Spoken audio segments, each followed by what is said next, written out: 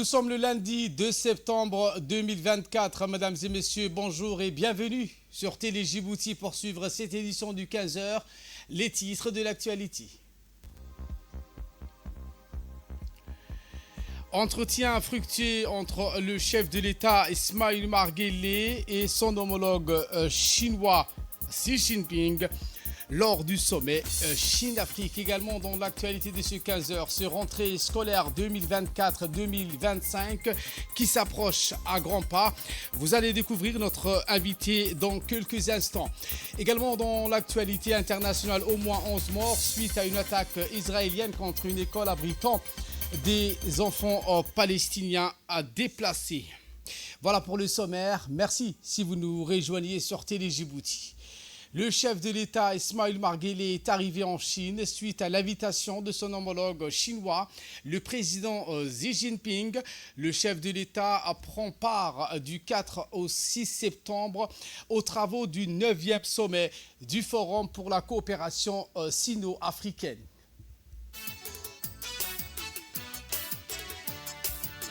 Créé à la fin des années 2000, ce sommet du nom de FOCAC a valeur de principale rencontre au sommet entre la Chine et l'Afrique.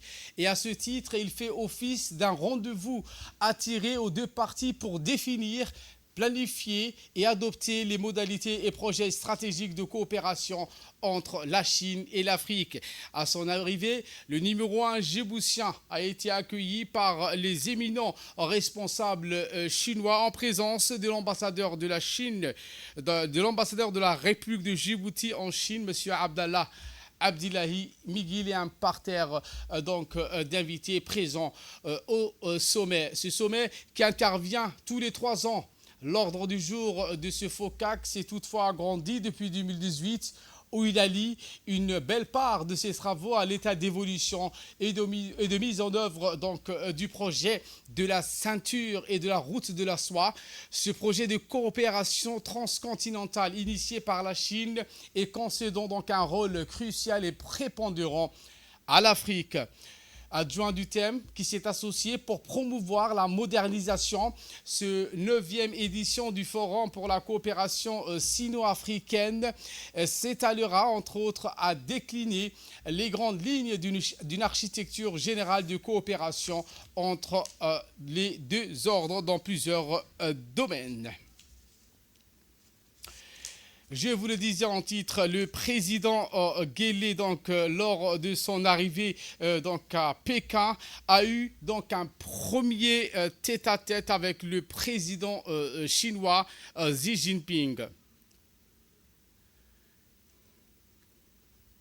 Le président Guelleh a rencontré cela dit à Pékin son homologue chinois Xi Jinping. La rencontre qui s'inscrit dans le cadre de cette visite en Chine pour participer à ce 9e forum de coopération économique entre la Chine et l'Afrique. Les deux chefs d'État ont tout d'abord salué les relations d'amitié et de coopération entre les deux pays ainsi que le lien privilégié entre leurs peuples.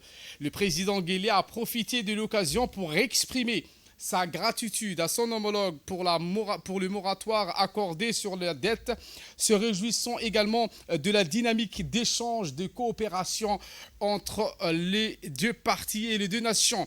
Les discussions entre le président Ismaïl Omar Guelleh et son homologue Xi Jinping ont ensuite porté sur des nouveaux projets.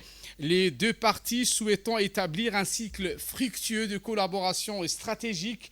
En particulier, l'audience entre le président de la République a permis d'évoquer la perspective de coopération dans la réalisation de logements et la réfection du premier stade de Djibouti en un complexe sportif répondant aux standards et normes internationales. Le président chinois a de son côté saisi l'occasion de la rencontre pour rendre un hommage appuyé au président Guelleh pour son engagement constant en faveur du renforcement des relations bilatérales entre les deux pays et sa solidarité. Monsieur Xi Jinping a mis également à profit cette occasion pour annoncer que la Chine élève désormais sa relation avec Djibouti au rang de partenariat stratégique globale et ce, dans tous les domaines de coopération. Il y a lieu de préciser que la notion de partenariat stratégique global que la Chine élève son lien avec Djibouti aujourd'hui au terme du 45e anniversaire de l'établissement des relations bilatérales entre les deux pays constitue l'ordre le plus élevé en vigueur en matière de coopération de la Chine avec un pays tierce. Eh bien, cette rencontre entre le président djiboutien et chinois a été marquée par un respect mutuel et une égale considération visant à poursuivre et développer les relations amicales, solidaires et coopératives entre les deux pays et les deux peuples. À l'issue de son entretien avec le président chinois Xi Jinping, le chef de l'État djiboutien, M. Ismaël Omar Guelleh, et sa délégation ont été reçus par donc, un éminent membre du Parti communiste chinois.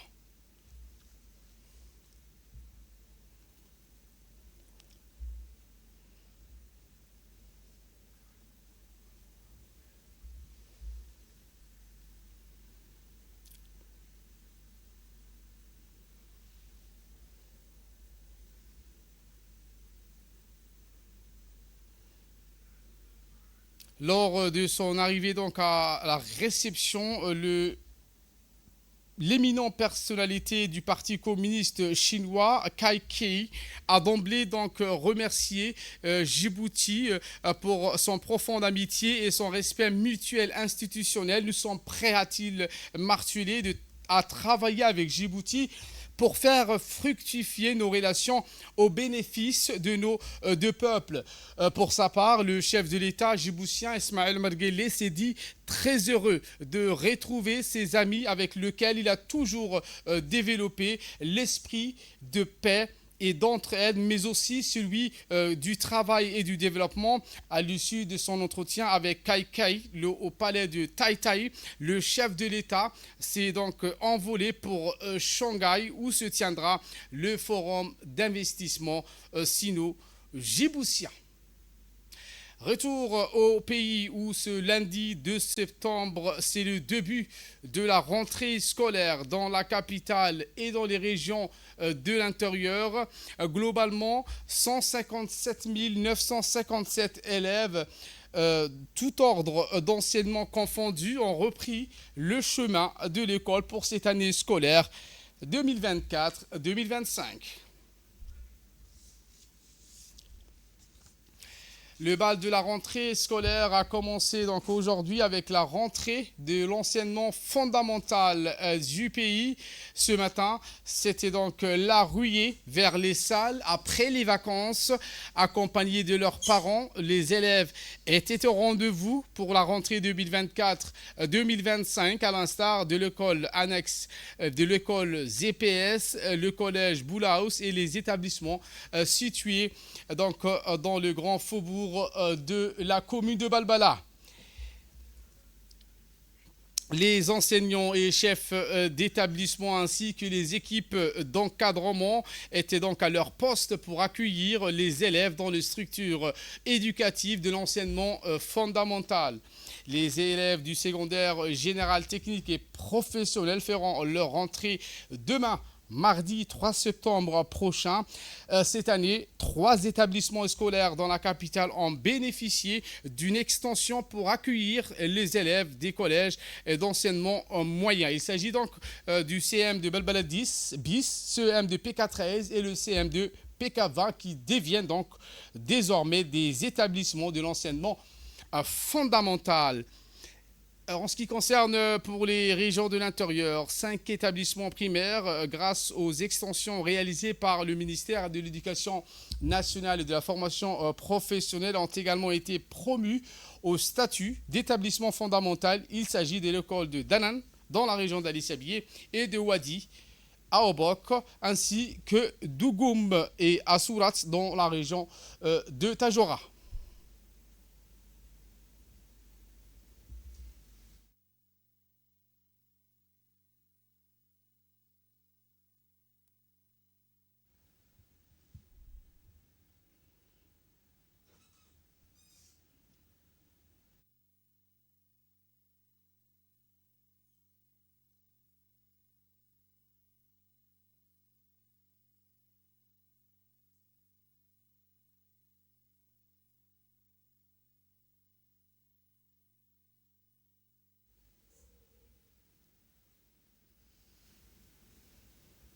Peu après donc cette rentrée scolaire, notre équipe de reporters ont pu recueillir les réactions des parents. Nous reviendrons donc en images sur ces interventions des parents qui ramenaient donc leurs enfants à l'école. Et pour plus de précision, nous avons comme invité sur ce plateau M. Mohamed Abdi. Merci d'avoir répondu présent à cette invitation. Conseiller technique du ministre de l'Éducation nationale et de la formation professionnelle. Le nombre d'élèves augmente de jour en jour. Qu'est-ce qu'a fait donc le ministère pour donc absorber tous ces élèves dans les établissements cette année? Très bien, merci Monsieur Ali. Effectivement, comme vous l'avez annoncé dans votre sujet, après une période estivale bien méritée, les élèves ont repris ce matin le schéma de l'école. Alors, quelques 157 957 élèves vont reprendre cette année le chemin de l'école. Ce matin, c'était la rentrée de l'enseignement fondamental, de l'école fondamentale. Donc, pour ce faire, 128 228 élèves et 5 595 enseignants ont retrouvé leur classe.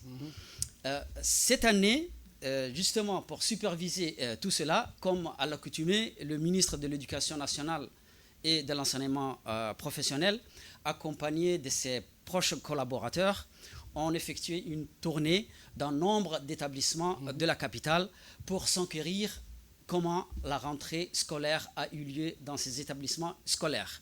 D'ores et déjà, je peux vous dire que tous les enseignants étaient à leur poste. Les élèves accompagnés de leurs parents ont repris le chemin de l'école. Cette année, le ministre de l'Éducation nationale a fait parvenir une lettre dans laquelle il définit les priorités pour l'année scolaire 2024-2025. Et c'est quoi ces priorités? Parmi ces priorités, je vais égrener quelques-unes. Le ministère va poursuivre l'élargissement de l'enseignement préscolaire. Il a été reconnu partout dans le monde que l'enseignement préscolaire est extrêmement important pour le futur des enfants, dans la mesure où les enfants auront les b.a.-ba de l'enseignement. Donc, l'enseignement préscolaire sera élargi. Et nous sommes dans une progression constante par rapport aux années précédentes. Autre priorité, d'ici la fin de l'année scolaire 2024-2025, le ministre projette déclarer la scolarisation universelle. Que veut dire la scolarisation universelle? Le ministère a pris toutes les dispositions nécessaires pour scolariser l'ensemble des enfants âgés de 6 ans sur toute l'étendue du territoire. Et pour ce faire, il y aura une sensibilisation? Pour ce faire, la sensibilisation, nous l'avons menée au cours des années antérieures. Et pour absorber ces enfants-là qui ne vont pas encore à l'école, un certain nombre de dispositifs ont été mis en place. Par exemple, au cours des vacances d'été, pour accueillir ces enfants-là, le ministère a procédé à une extension des établissements scolaires. Dans ce sens, 10 établissements scolaires ont bénéficié d'une extension, c'est-à-dire 70 classes de plus ont été ajoutées à celles qui existaient déjà. Et 10 écoles sont devenues des écoles fondamentales. Pour les localités, pour les enfants qui vivent dans les villages et les localités éloignées, qu'est-ce que le ministère a prévu pour les accueillir à l'école, par exemple? Justement, pour accueillir ces enfants-là, comme je vous le disais tantôt, il y a eu ces extensions, mais également le ministère a mis en place un nouveau concept que nous appelons école rurale intégrée. Alors l'école rurale intégrée, c'est un nouveau concept. Dans une localité bien définie, le ministère a installé une école fondamentale, et les campements qui se trouvent tout autour de l'école, les campements seront rapprochés pour les installer autour de l'école. cette année, nous allons expérimenter 3 écoles rurales. Une dans la région de Dukil à Abaïtou, une dans la région de Bok à Wadi, et une autre dans la région d'Ali-Sabié, c'est Danan. Par rapport justement à la qualité des enseignements apprentissages, le ministère va poursuivre les évaluations. Si par le passé, les élèves uniquement, si on évaluait uniquement les élèves, cette année et les années passées, il y a 2 années de cela, nous avons introduit des nouvelles modes d'évaluation, ce que nous appelons les évaluations nationales indépendantes. Les performances des élèves, mais également des enseignants seront évaluées pour apporter les ajustements nécessaires pour rehausser la qualité des enseignements apprentissages. Autre évaluation, nous avons ce que nous appelons le PASEC. C'est un programme d'analyse du système éducatif. Là aussi, c'est un nouveau concept que nous allons mettre en place cette année pour évaluer aussi bien les performances des élèves, des enseignants, mais aussi la qualité organisationnelle et matérielle des établissements scolaires. Et tout ceci, c'est pour améliorer la qualité des enseignements apprentissage. En termes de rénovation des écoles, est-ce que le ministère a entrepris, par exemple, nous sommes en période d'été, il fait très chaud, pour accueillir ces enfants-là de bas âge dans les écoles, est-ce que le ministère a entrepris de mettre en place, par exemple, des climatiseurs?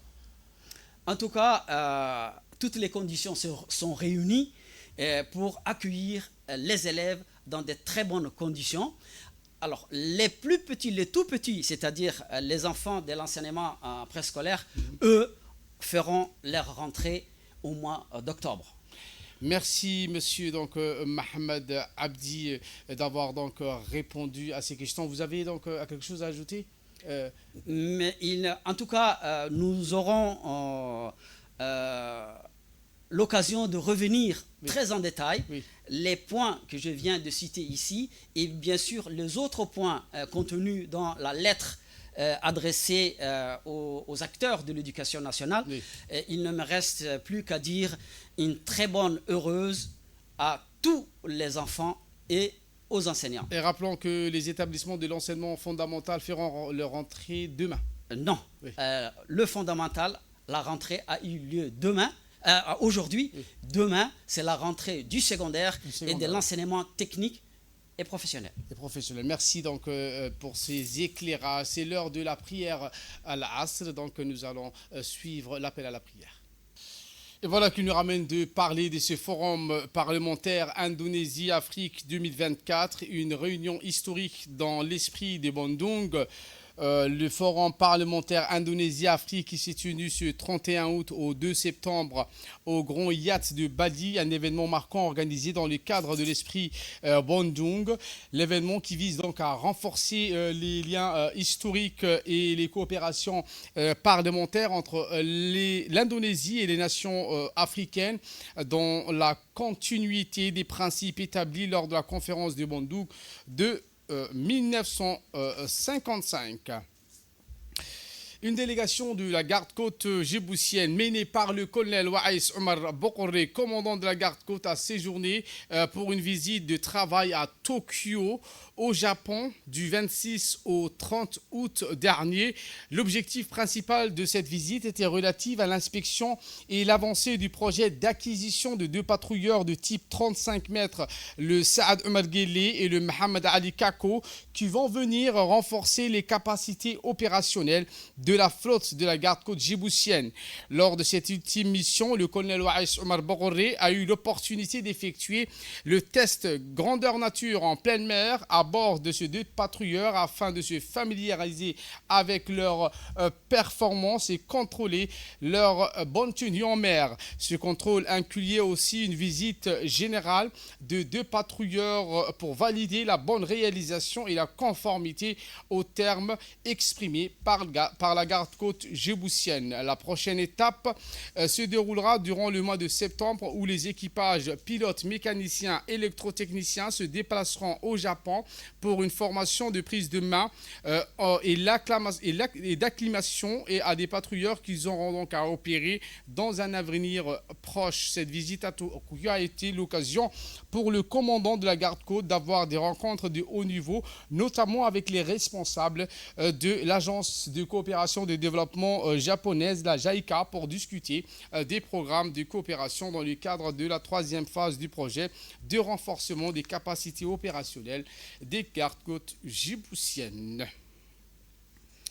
Dans le cadre de la préparation et la riposte de la variole du singe, l'Institut national de la santé publique, à travers le ministère de la Santé, a effectué une visite de terrain dans la région d'Ali Sabié pour évaluer la préparation et la réponse au niveau du point d'entrée terrestre, à savoir Galilée, et a procédé donc à des formations au personnel de l'hôpital régional. Ces délégations, conduites par Dr Hussein Youssouf Darar, directeur général de l'Institut de santé publique de Djibouti, accompagné par des médecins, des épidémiologistes de terrain et les équipes cadres de l'inspection.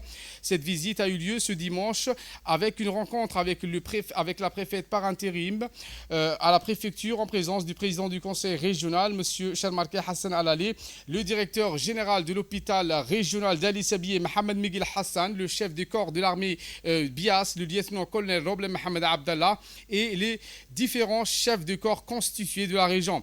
Ils ont mis en relief les objectifs de cette mission qui consiste à évaluer la mise en œuvre des mesures de contrôle et de prévention au point d'entrée, vérifier la disponibilité et l'utilisation des équipements de protection individuelle et des kits de diagnostic rapide, rencontrer le personnel de santé et de sécurité pour discuter de leurs besoins et de leurs préoccupations, identifier les domaines d'amélioration pour renforcer également la surveillance et la réponse à la variole du singe. Puis une visite du terrain au niveau de la quarantaine de Galilée a été conduite dans l'objectif de mettre en place un circuit dédié à un système de détection rapide. L'objectif est de mettre en place un circuit dédié à un système de détection rapide. Le directeur général de l'hôpital régional, Mohamed Miguel Hassan, a dans une interview indiqué que ce projet cible les communautés pour mettre en place une sensibilisation de masse, une auto-isolement pour le cas simple et en luttant contre cette variole du singe qui n'a pas encore été détectée sur le sol national. Le troisième assemblée générale ordinaire du conseil régional d'Ali Sabié a lieu ce matin dans la salle de conférence de son siège. Cette séance qui avait rassemblé l'ensemble des élus locaux a été présidée par le président de cette instance régionale de la décentralisation, Charmarke Hassan Alalé. Cette troisième assemblée générale de l'instance régionale de la décentralisation s'apparente comme la rentrée politique au niveau régional. Ce rassemblement des élus régionaux a débuté avec la lecture d'un verset du Saint-Coran suivi de l'hymne national. Peu de temps après intervient le discours d'ouverture du président du conseil régional à l'égard de ses collègues. Une allocution concise et brève qui rappelle que cette troisième assemblée ordinaire marque une étape importante et engagement envers le développement et le progrès de la région.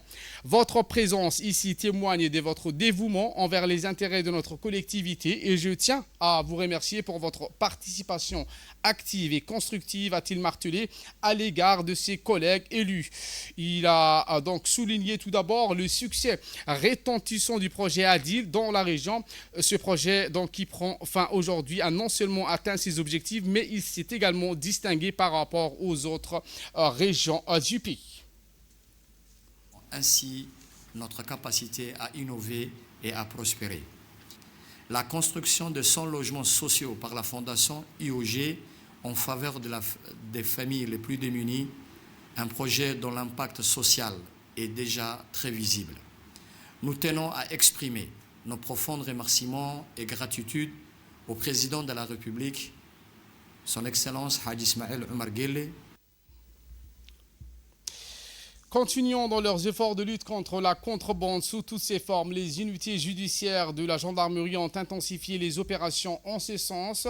C'est dans cette optique que dans la soirée du 31 août à 23 h que les gendarmes de la brigade de Cheikh Moussa ont intercepté au niveau de Barouar 2 un véhicule à usage taxi ayant à son bord 2 personnes. La perquisition effectuée dans ce véhicule permet de saisir 6 cartons de cigarettes de contrebande de marque Benson ainsi que divers produits de dépigmentation.